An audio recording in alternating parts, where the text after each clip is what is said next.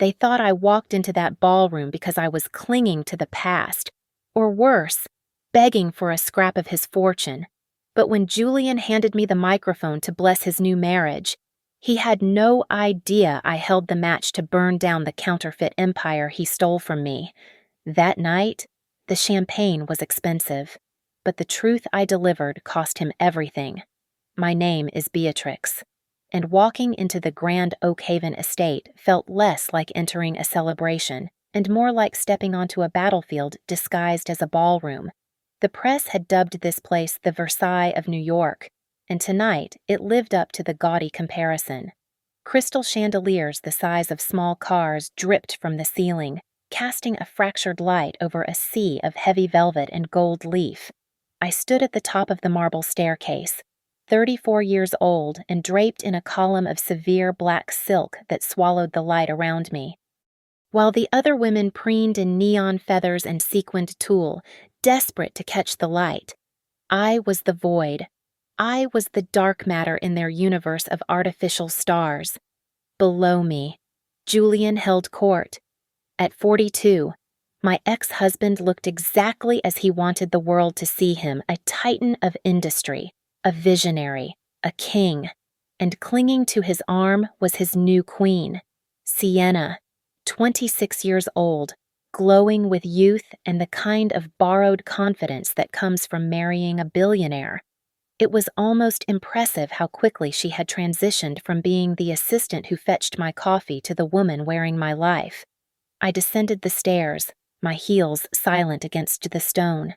I could feel the room shift. The air grew heavy with whispered gossip and performative pity. I caught fragments of conversations as I passed. That is her, the ex-wife. I heard she had a breakdown after the board ousted her from Stratus Dynamics. Poor thing. Imagine showing up to this. It is just sad. They thought I was here for closure. They thought I was here because I could not let go. They did not know about the heavy cream cardstock sitting on my vanity at home. The invitation Julian had sent with a personal note scrawled in his jagged handwriting, "Come see what you lost." He wanted an audience for his triumph. He wanted me to witness the final erasure of my existence from the company we built in a garage. I took a glass of sparkling water from a passing tray. The room was thick with the titans of Wall Street and Silicon Valley, men who used to shake my hand with respect but now looked through me as if I were transparent.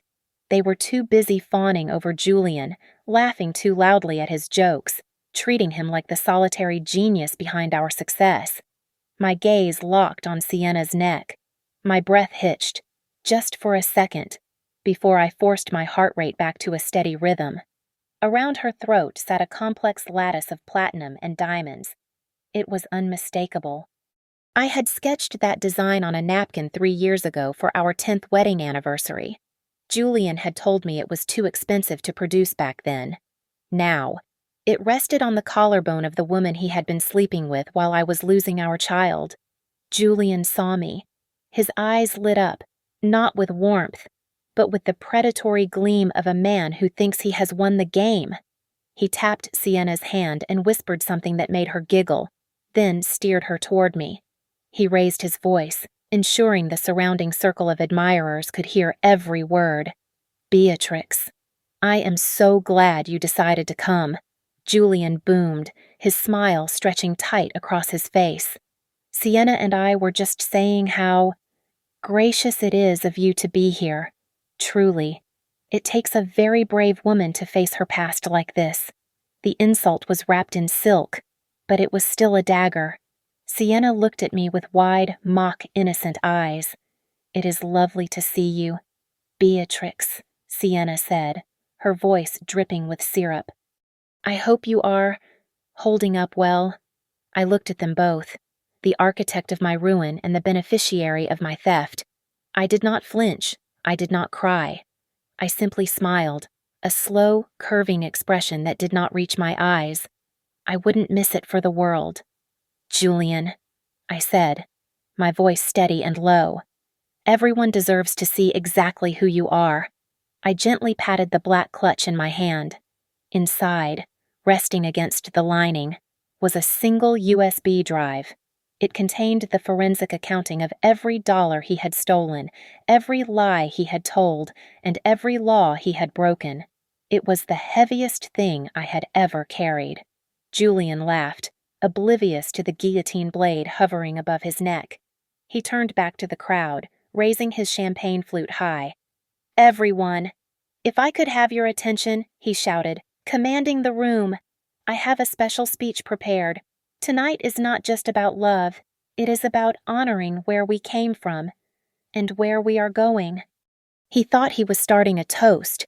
He did not realize he had just started the countdown to his own execution. As Julian's voice boomed over the speakers, basking in the applause, my mind drifted away from the glitter of the ballroom, pulled back by a gravity I could not resist. It took me back 8 years to a place that smelled of stale coffee, soldering iron smoke, and desperation. Back then, Stratus Dynamics was not a billion-dollar empire. It was just me and Julian in a drafty garage in San Jose, sharing a single cup of instant noodles because we could not afford two.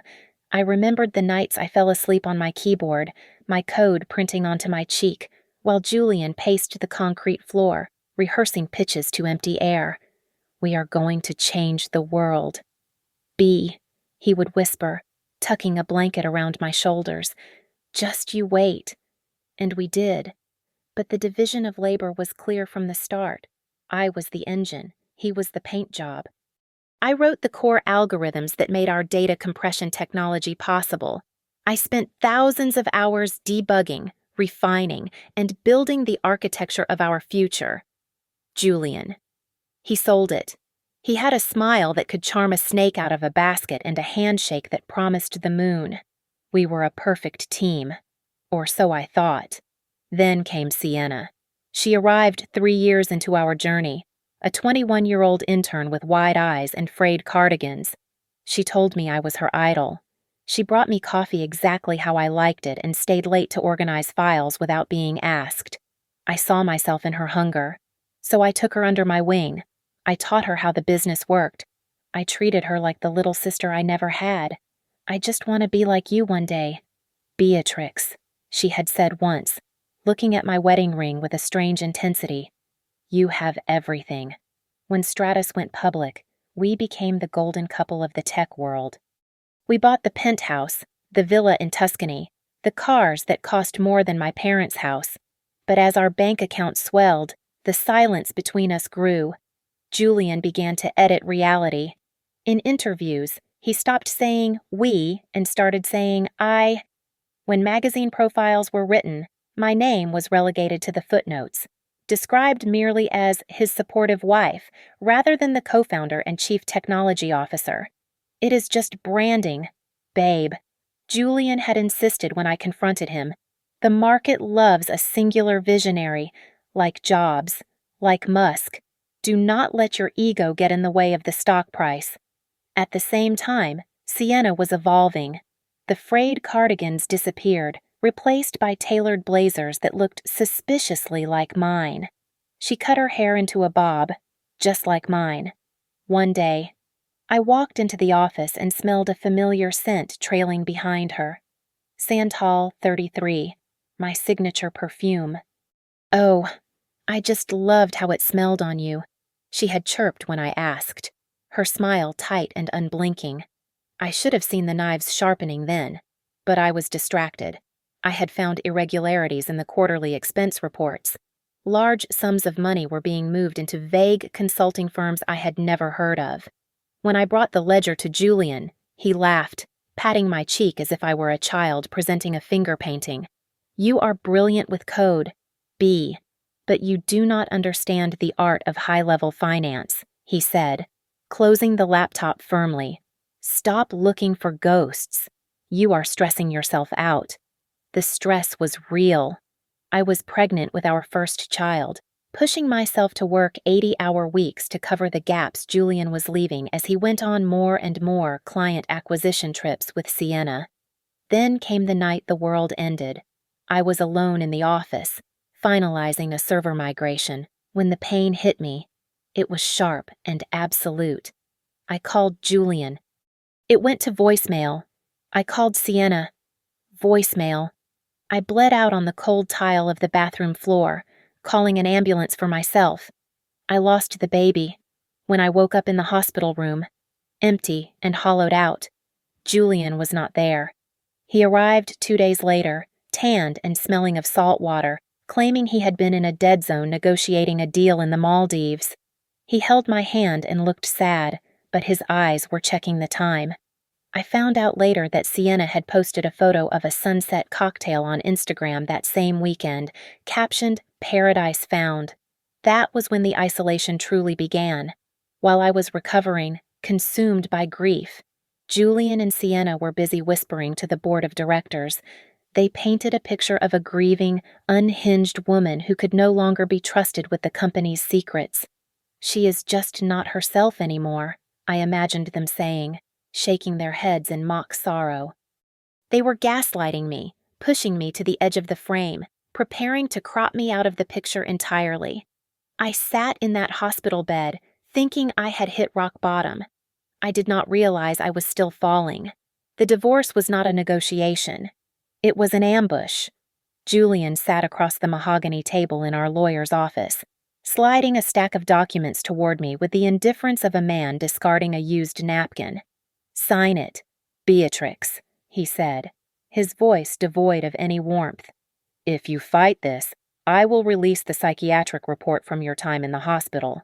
I will paint you as unstable, paranoid, unfit to manage your own intellectual property. You will lose everything, or you can sign this and walk away with a clean break." I looked at the papers.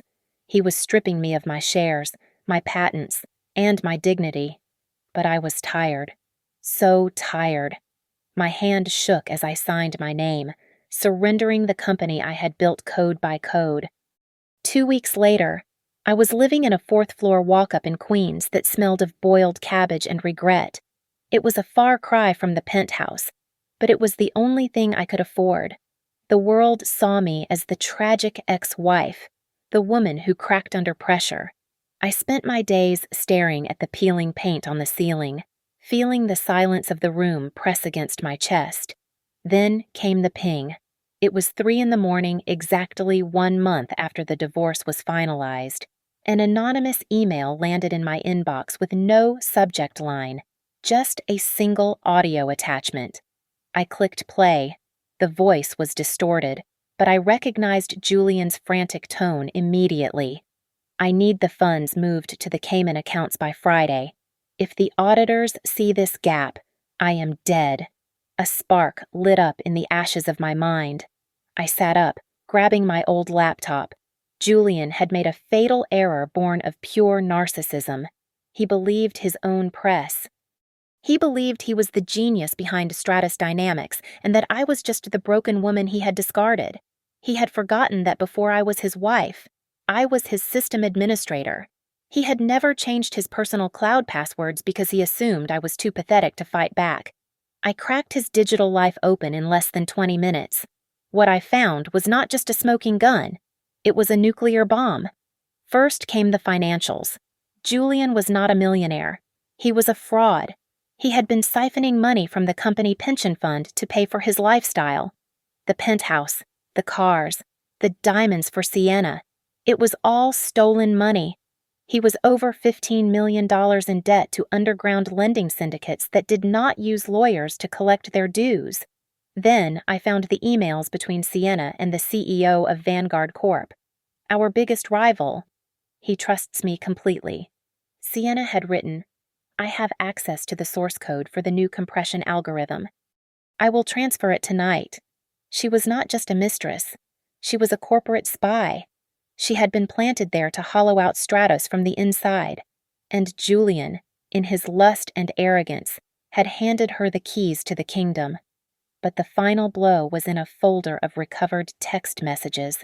Sienna had sent a sonogram photo to a number I did not recognize, followed by a message that made my blood run cold. "He thinks it is his. We are safe. Once the ring is on my finger, I will secure the payout." The reply from the unknown number was chilling. "Good girl. Stick to the plan." I did not sleep.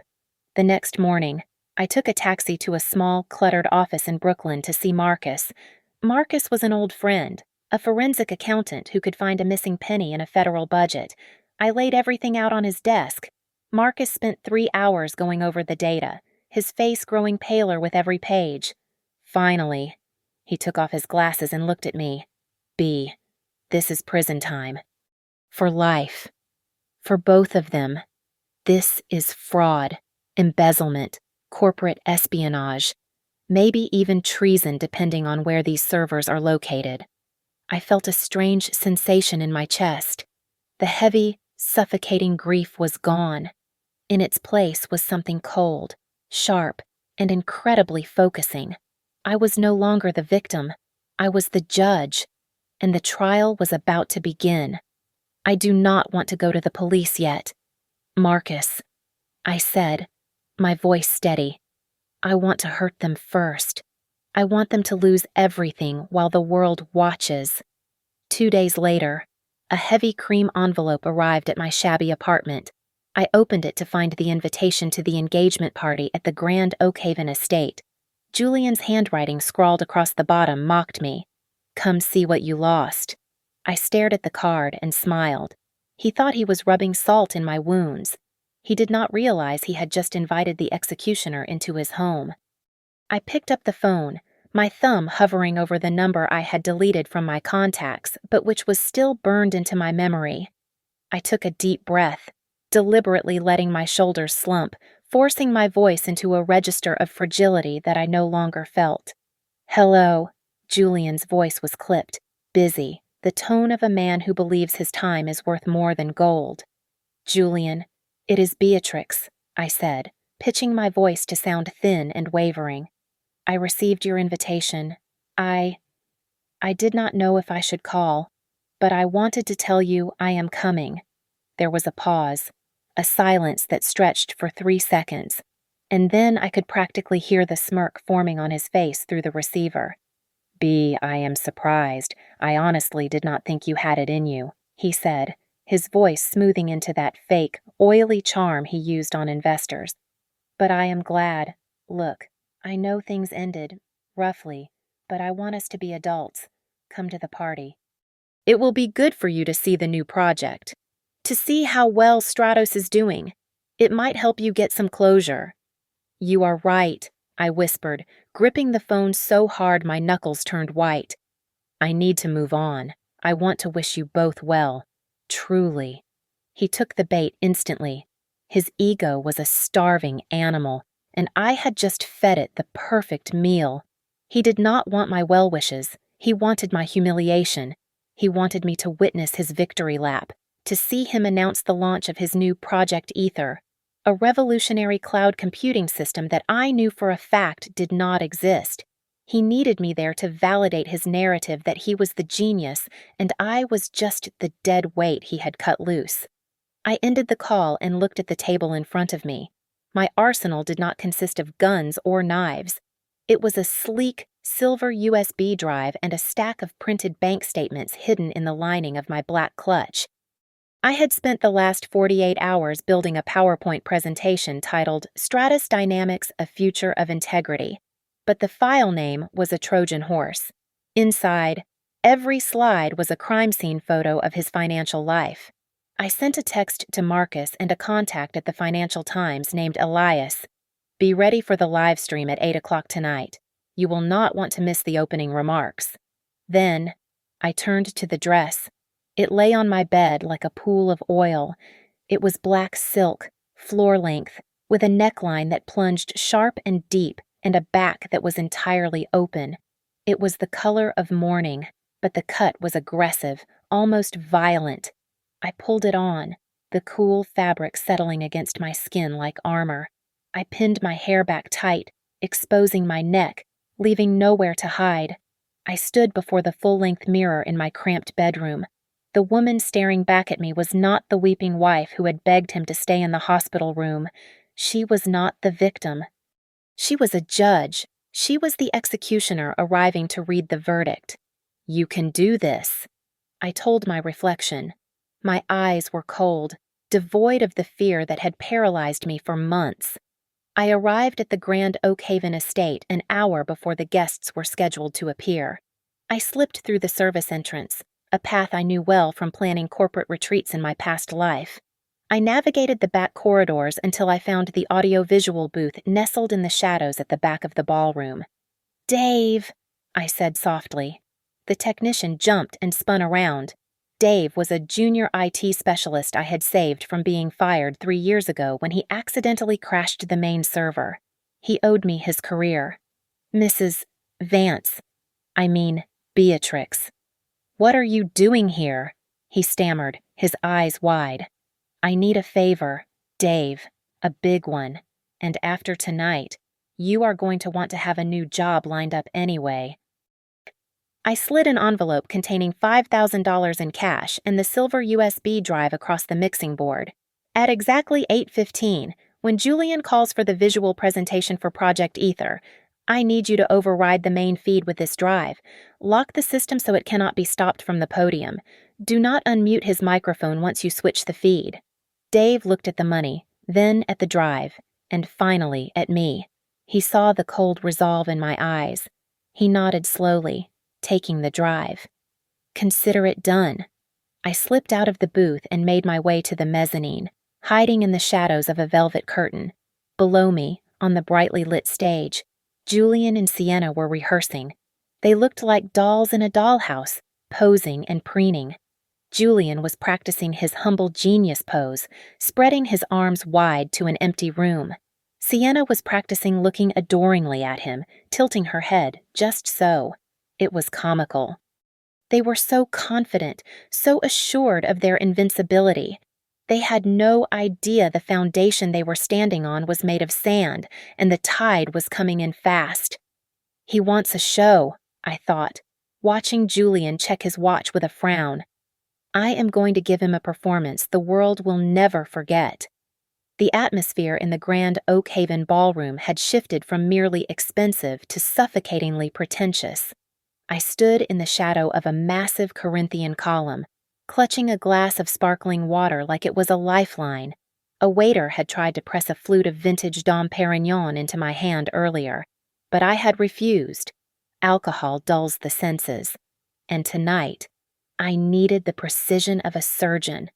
On the raised stage, Julian was in his element, holding the room captive with a narrative that was entirely fictional. "When I started Stratus Dynamics," Julian said, his voice dropping to a theatrical whisper that echoed through the high-tech sound system, "I knew it would require sacrifice. I remember the 18-hour days. I remember coding until my fingers bled, fueled only by the belief that we were changing the world."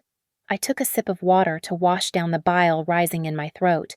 The only thing Julian had sacrificed in those early days was his high score on video games. I was the one who had bled code. I was the one who had not slept for 3 days straight to meet the beta deadline. He was stealing my history, rewriting it in real time to fit the suit he wore. He turned to Sienna, who was seated on a velvet chair slightly behind him, looking like a porcelain doll that might shatter if touched too roughly.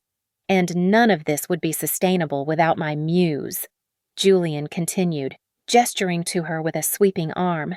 "Sienna, she is the heart of the new Stratos. She carries the future of our legacy." The crowd cooed collectively. Sienna offered a shy, practiced smile and placed a hand protectively over her stomach. It was a masterstroke of manipulation. That hand placement suggested a pregnancy, a future heir to the fake empire, sealing her status as untouchable. I watched her fingers tremble slightly against the silk of her dress. She looked nauseous, and I knew it wasn't morning sickness. It was fear. I scanned the room. People I had known for a decade, people who had eaten at my dinner table and held my hand when my mother died, were now studiously avoiding my gaze. They clustered in tight circles, their backs turned to me like a wall of expensive fabric. Occasionally, a glance would dart my way sharp, judging, filled with that toxic mix of pity and disdain reserved for women who have been replaced. Near the front of the stage, I saw Julian lean down to shake hands with Arthur Sterling, one of the biggest venture capitalists in the city. I was close enough to read lips and hear the low murmur of their exchange. The Q3 projections look aggressive, Julian, Sterling said, looking concerned. Are the liquidity ratios solid as a rock? Arthur, Julian replied, flashing a grin that showed too many teeth. We are looking at a 300% return on the new cloud infrastructure. The cash flow is overflowing. It was a lie so bold it was almost impressive. The only thing overflowing at Stratos was the debt collection notices. Then, Julian made his move. He scanned the crowd, his eyes landing on me with the precision of a predator spotting a wounded gazelle. He wanted to twist the knife. He wanted to show everyone that he had not just won the divorce, but that he had conquered me completely. You know, Julian boomed, suddenly shifting his focus back to the microphone. We have a special guest tonight, someone from the early chapters of this story. Beatrix, where are you? The room went silent. 300 heads turned in my direction. The sea of tuxedos and gowns parted, creating a corridor of judgment leading straight to me. Come up here, Bea, Julian called out, his voice dripping with condescension. Don't be shy. Come wish us well. Show everyone that there are no hard feelings. He was gambling that I would be too humiliated to move, or that I would run away crying, cementing my reputation as the unstable ex-wife. He wanted a spectacle.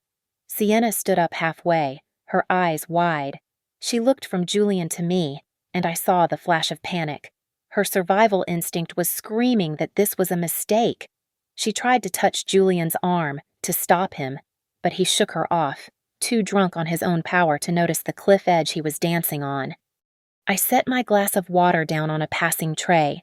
I smoothed the front of my black dress. Then, I began to walk.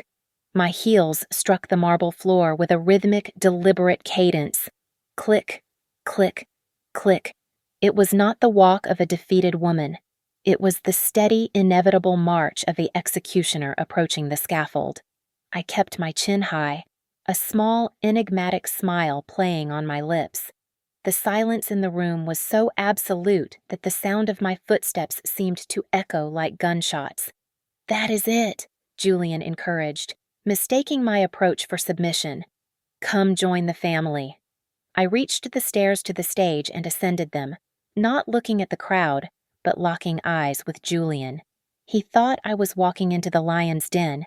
He did not realize I had brought the whip. I stepped onto the platform, the heat of the stage lights instantly warming my skin. I stood between them, Julian on my left, radiating arrogance, and Sienna on my right, radiating fear. As I reached for the microphone Julian held out, he leaned in close, his lips barely moving, his voice a hiss meant only for me. Don't do anything stupid, Beatrix. You've already embarrassed yourself enough just by showing up. I took the microphone from his hand with a firm grip. I turned to the audience, my smile bright, dazzling, and completely hollow. Thank you, Julian, I said, my voice smooth and amplified, filling every corner of the ballroom. And thank you for the invitation. I really didn't want to miss this moment of truth. The crowd shifted. They were expecting a toast, a generic well-wish from a scorned woman trying to save face. I gave them a fable instead. You know, I began, pacing slowly across the front of the stage, making eye contact with the front row. There is an old story about a builder and an architect. The architect draws the plans, calculates the load, and ensures the foundation is strong. The builder simply pours the concrete. But when the castle is finished, the builder stands on the balcony and tells the world he did it all alone. He forgets that without the architect's math, the castle is just a pretty pile of rocks waiting to collapse. A murmur rippled through the room. Julian's smile faltered. He took a step toward me, his hand reaching out. All right, Bea, that's very poetic, but we have a schedule to keep. I sidestepped him effortlessly, moving the microphone to my other hand, keeping my back to him but my voice directed at the crowd. But the funny thing about castles built on lies, I continued, my voice hardening, losing its playful edge, is that math doesn't care about your reputation. Math doesn't care about your ego. Numbers. Numbers are the only honest things in this room tonight. Give me the mic, Julian snapped, loud enough for the first few rows to hear. He signaled to the security guards stationed at the wings of the stage. I saw the guards start to move. I pivoted to face Julian, my expression shifting from pleasant to predatory. Everyone here thinks Julian is a millionaire, I said, projecting my voice to the back of the hall. He wears the suits, he throws the parties, he drives the cars, but it seems Julian's definition of millionaire is slightly different from yours and mine. Julian lunged for me. Security, get her off the stage. Now before you drag me away, I shouted, pointing a finger directly at the massive LED screen behind us that was currently displaying a looped video of Julian and Sienna walking on a beach. Take a look at the screen. I raised my left hand, a signal Dave in the booth was waiting for.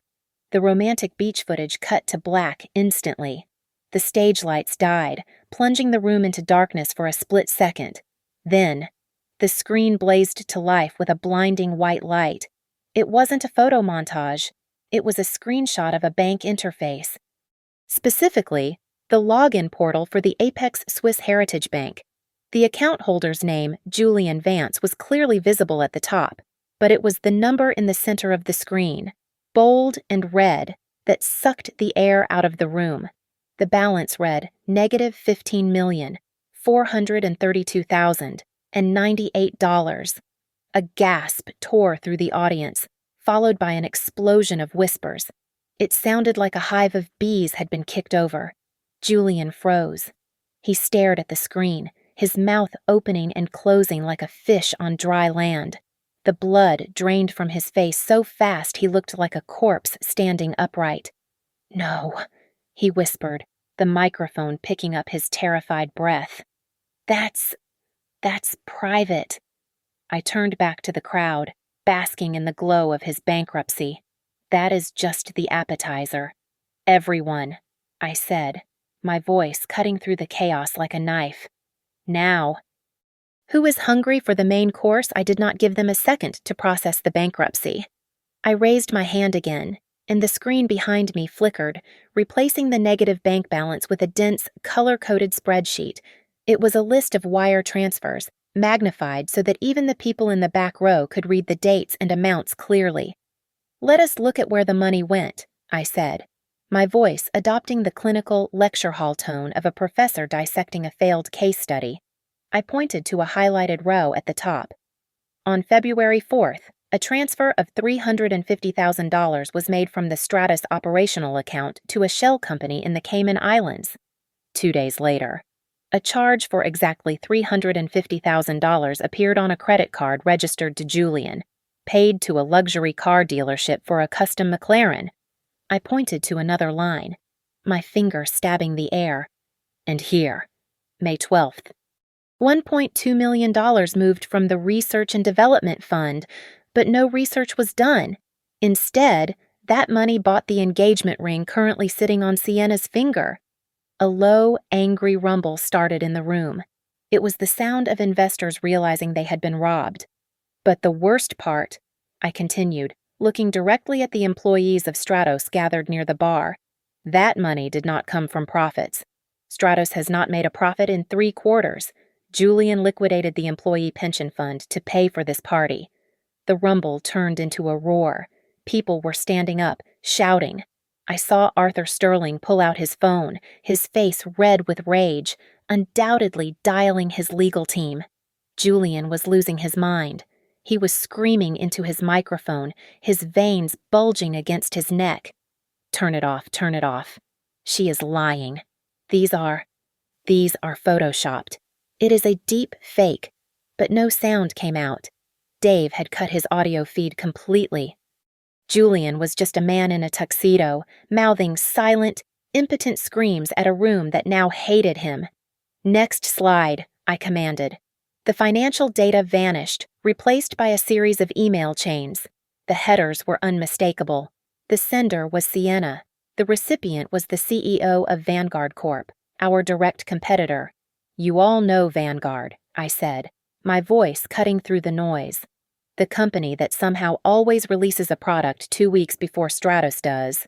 Well, now you know why. I read the highlighted text aloud. Subject Stratos source code. Message Julian is distracted. I have the encryption keys. Price remains $5 million. Transfer to the usual account? Julian stopped screaming. He turned slowly to look at Sienna. The shock on his face was genuine. For the first time that night, he was not performing. He was realizing that while he was busy betraying me, he was being eaten alive by the woman he left me for. Sienna stumbled back, her hands shaking as she reached for him. No, Julian, listen. It is not what it looks like. She hacked my email. She wrote that, Julian, I said, drawing his attention back to me. Did you really think she loved you for your brilliant mind? You were never the genius. You were just the access point. You were the pawn she used to sell my work to the highest bidder. The chaos in the room was absolute. My friend Elias was standing on a chair in the middle of the crowd, his phone held high, live streaming the collapse of a tech empire to millions of viewers. I could see the comments flying up his screen in a blur of speed. And now, I said, my voice dropping an octave, becoming ice cold. For the final piece of news, the reason we are all celebrating this engagement. The screen changed one last time. It was a medical document, a prenatal paternity test. Sienna let out a shriek that was audible even without a microphone. She lunged toward the technician booth, but security blocked her path. Sienna told you she was pregnant with your heir, I said, looking at Julian, who was staring at the screen with dead eyes. And she is pregnant. That part is true, but biology is a stubborn thing. Julian, I pointed to the conclusion section of the report, magnified in bold letters, paternity excluded, probability of paternity 0%. The father is not you, Julian. I delivered the final blow, savoring every syllable. According to the cross-referenced DNA data I pulled from the same trash folder as those emails, the father is the chief financial officer of Vanguard. I lowered the microphone slightly, watching Julian's world disintegrate into dust. Congratulations, I whispered, though in the silence of the shock, everyone heard it. It seems you have been funding your rival's baby shower. The silence that followed the revelation lasted exactly one heartbeat before it was shattered by a primal roar. Julian's face twisted into a mask of pure, unadulterated hatred. He did not look at me. He looked at the woman in the white dress standing next to him, the woman who was supposed to be his trophy but had turned out to be his executioner. You whore! Julian screamed, his voice cracking with the sheer force of his rage. He lunged at Sienna, abandoning all pretense of dignity. The perfectly choreographed engagement party dissolved instantly into a brawl. He grabbed her by her bare shoulders, shaking her so violently that her head snapped back and forth. I gave you everything! Julian bellowed, spit flying from his mouth. I destroyed my life for you and you. You were selling me out to Vanguard. Sienna did not cower, cornered and exposed. She shed her loyalty faster than she had shed her integrity. She clawed at his hands, her face contorted in a sneer. Get your hands off me, Sienna shrieked. You think I wanted this. You think I wanted to be with a loser like you? You are pathetic. Julian, you are incompetent, and quite frankly, you were always useless in bed too. The insult hit Julian harder than a physical blow.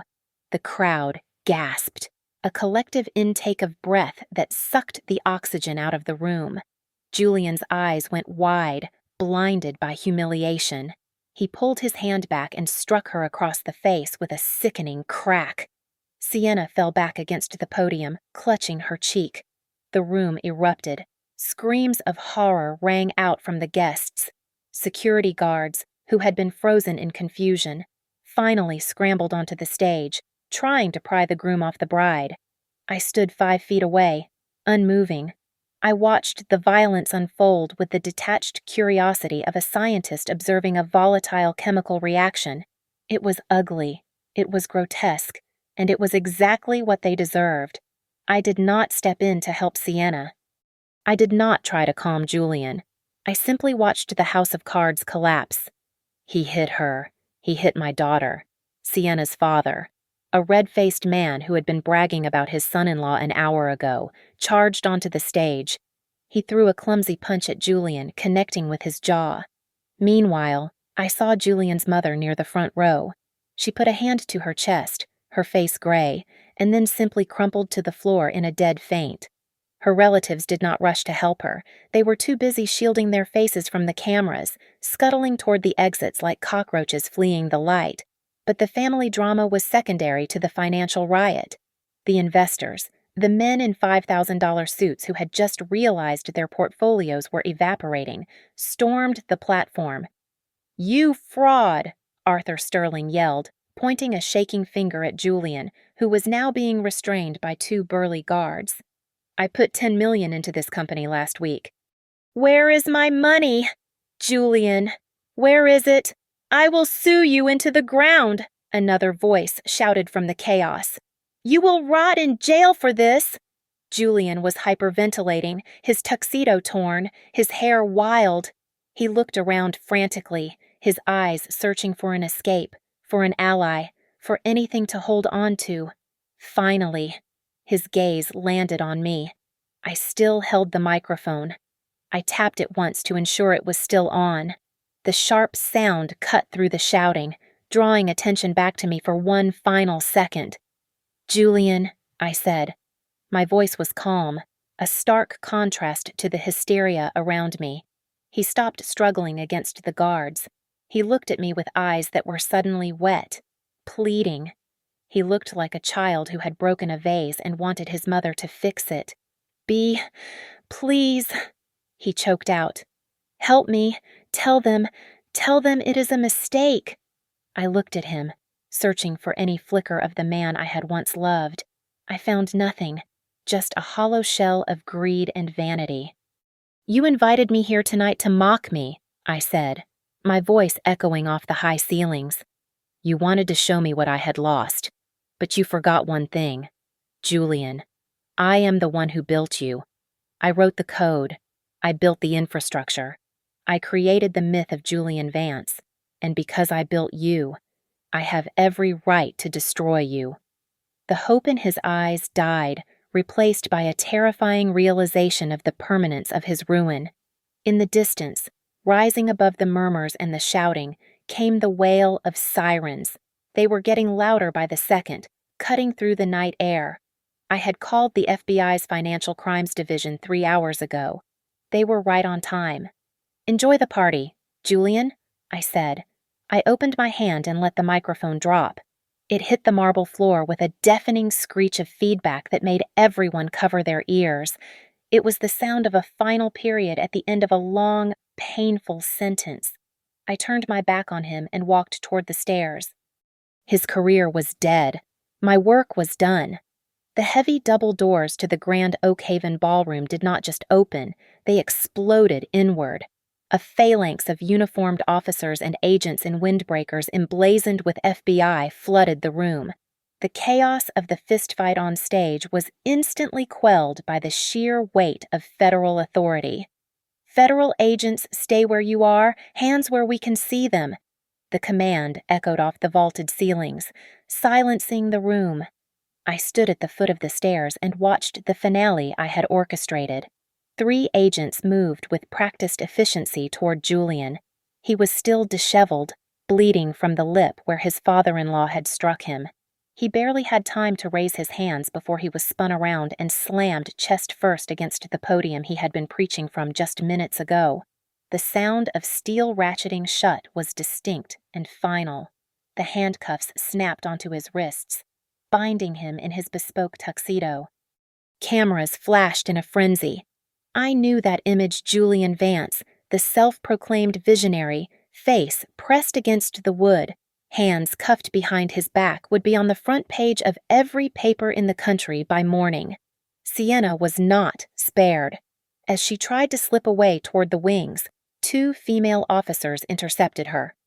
"Sienna Cole, you are being detained for questioning regarding corporate espionage, wire fraud, and conspiracy," an agent stated, gripping her arm firmly. "No, no! You do not understand!" Sienna screamed, her mascara running in dark streaks down her face. She pointed a trembling finger at Julian. "It was him! He forced me! I am just a victim. I barely know anything about the accounts." She was shedding her loyalty faster than she had shed her integrity. Julian lifted his head, watching her betray him with a look of utter disbelief. I turned away from the stage and began to walk through the crowd toward the exit. The guests, the same socialites and investors who had sneered at me an hour ago, now scrambled to get out of my way. They parted like the Red Sea. I saw fear in their eyes. They realized that I was not the tragic ex-wife they could pity. I was the storm that had just leveled the building. No one dared to meet my gaze.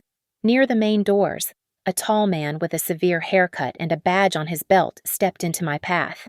"Mrs. Vance," he asked. "Ms. Hart," I corrected him, my voice steady. I went back to my maiden name. "Ms. Hart, I am Agent Reynolds. We received your tip." I reached into my clutch and pulled out the silver USB drive. It felt light in my hand, but it held the weight of a 20-year sentence. "Here is the rest of it. Agent," I said, placing it in his palm. Bank records, the emails from Vanguard, the wire transfer logs, and the original source code timestamps. It is all there. "Thank you, ma'am. We will need you to come in for a formal statement." "You will have it tomorrow morning at 9 o'clock, I replied. As I moved to leave, a commotion near the door stopped me. Julian was being led out, flanked by two large agents. He looked small. He looked ruined. When he saw me standing there, untouched and calm in my black dress, something in him snapped. "Beatrix." He howled, struggling against the agent's grip. "Beatrix, why did you do this? We were partners. We were husband and wife. How could you?" The room went silent again, waiting for my answer. I paused. I turned my head slowly to look at him one last time. I did not feel anger anymore. I did not feel love. I just felt the cold clarity of a balance sheet that had finally zeroed out. "Because you made me a joke, Julian," I said, my voice carrying clearly through the silent hall. "So, I made you a lesson." The agents shoved him forward, forcing him through the doors. His sobbing faded down the corridor, replaced by the crackle of police radios. Inside the ballroom, the transformation was complete. Officers were already stringing yellow tape around the buffet tables. The pyramid of expensive champagne glasses was now evidence. The flowers, the lights, the luxury, it was all just a crime scene now. I looked around the room one last time. The destruction was total. Stratus Dynamics was gone. Julian was gone. The debt was paid. I felt a sudden physical lightness in my chest, as if a boulder I had been carrying for 3 years had just dissolved into dust. I pushed open the heavy double doors and stepped out. The night air of New York hit my face, cold and sharp and smelling of rain and exhaust. It was the sweetest thing I had ever smelled. I took a deep breath, filling my lungs with the oxygen of a new life. The sidewalk outside the estate was a frenzied shark tank of media. As soon as I stepped through the doors, a wall of flashbulbs went off, turning the night into a strobing nightmare of white light. Reporters were shouting my name, shoving microphones over the heads of the police officers trying to hold them back. They wanted a soundbite. They wanted the grieving ex-wife or the triumphant avenger to give them a headline. I gave them neither. I reached into my purse and pulled out my dark sunglasses, sliding them onto my face even though it was 10 o'clock at night. It was a barrier, a final wall between me and the circus I had just left behind. I ignored the black SUVs waiting at the curb. Instead, I raised my hand and hailed a passing yellow taxi. It was old. The suspension squeaked, and the back seat smelled faintly of stale pine air freshener. But as I slid onto the cracked vinyl seat, It felt more comfortable than any Italian leather interior I had ever sat in.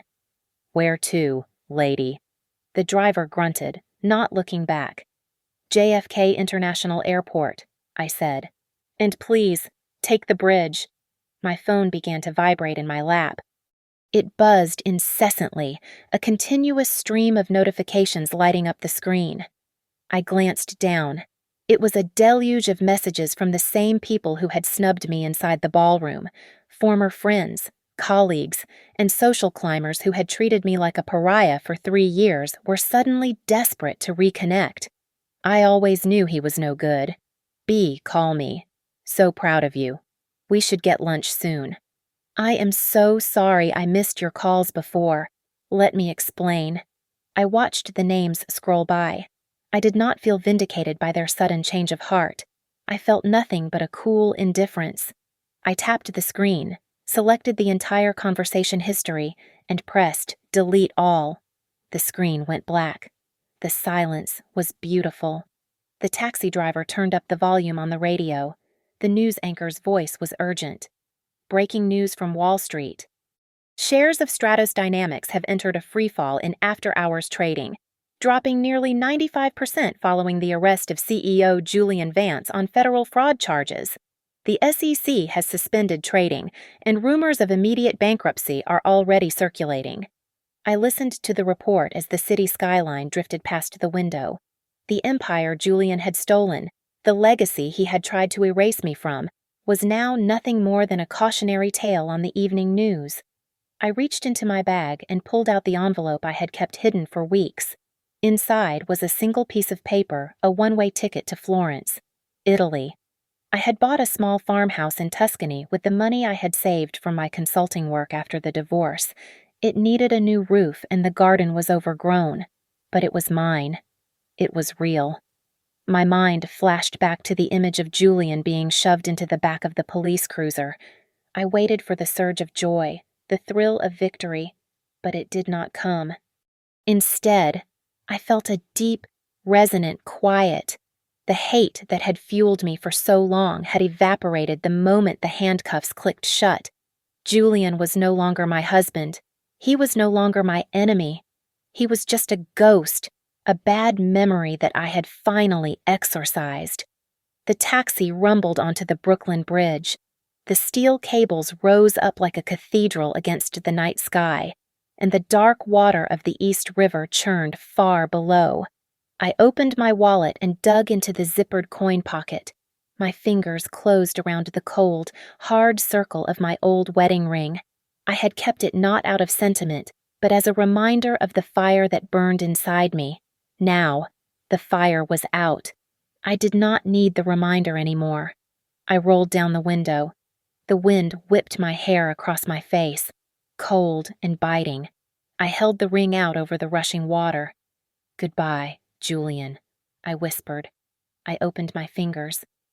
The gold band caught the light of a street lamp for a fraction of a second before it vanished into the black abyss below. It sank just like his reputation, just like his lies, gone forever into the muck at the bottom of the river. I rolled the window up and leaned my head back against the seat. My muscles, which had been coiled tight for years, finally relaxed. For the first time in 1,000 nights, my mind was not racing with plans for revenge. It was blank. It was peaceful. I closed my eyes. The rhythm of the tires on the asphalt sounded like a lullaby. I was going to sleep on the plain. And when I woke up, the sun would be rising over the Tuscan hills, and my life would be my own again. Thank you so much for listening to my story. I hope you enjoyed seeing justice served as much as I enjoyed serving it. Please leave a comment below telling me where you are listening from. I would love to hear your thoughts on Julian's downfall. Don't forget to subscribe to the channel Lily Revenge Stories. Hit that like button and press the hype button to help this story reach more people who need to know that sometimes the best revenge is living well after you have destroyed your enemies. Of course,